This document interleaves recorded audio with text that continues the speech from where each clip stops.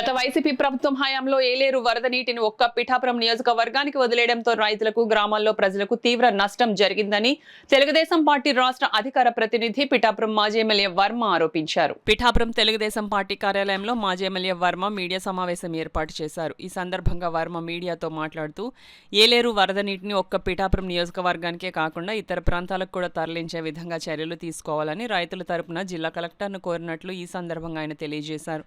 ఈ మీడియా సమావేశంలో టీడీపీ పిఠాపురం పట్టణ అధ్యక్షుడు బొజ్జా సతీష్, కొండెపూడి ప్రకాష్, పిల్లి చిన్న, నామా దొరబాబు, రాయుడు శ్రీనుబాబు, కొరుప్రోలు శ్రీను, ఎస్కే యాసిన్, కోలార్ రాజు, నల్లా గోవిందు, గొడుగు సూరిబాబు, వేమగిరి రాంబాబు, పెదపాటి బాలకృష్ణ తదితరులు పాల్గొన్నారు.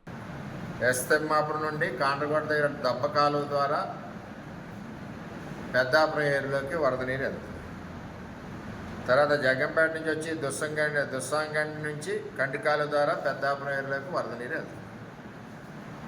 మిగిలిన 2/3 కూడా పిఠాపురానికి వస్తుంది. వైసీపీ ప్రభుత్వంలో ఈ పద్ధతిని మానేసి మొత్తం పిఠాపురానికి వచ్చే విధంగా కార్యక్రమాలు అప్పుడున్న ప్రజాప్రతినిధులు చేశారు. అధికారులను కోరేది ఏంటంటే, ఏదైతే పెద్దాపురానికి డైవర్షన్ ఉందో అక్కడ అధికారులు ఉండి వాళ్ళకి వెళ్ళవలసిన వరద నీరు వాళ్ళకి వెళ్ళాలి.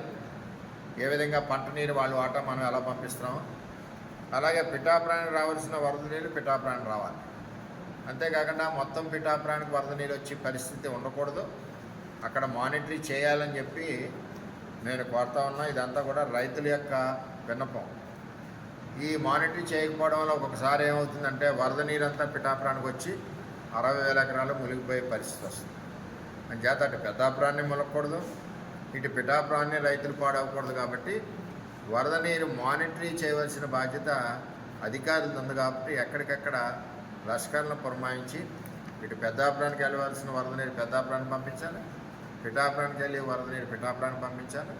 అంచేత ఆ విధంగా చేయడం వలన రైతు నష్టపోకుండా ఉంటాడని చెప్పి తెలియజేస్తుంది. అదేవిధంగా దీని మీద ఈరోజు నేను కలెక్టర్ గారికి కూడా కలిసి ఆయన నాలెడ్జ్లో పెట్టి కార్యక్రమం ఈ విధంగా మానిటరీ చేయాలని చెప్పి వారిని కోరడం జరుగుతుందని కూడా మీకు తెలియజేస్తాను.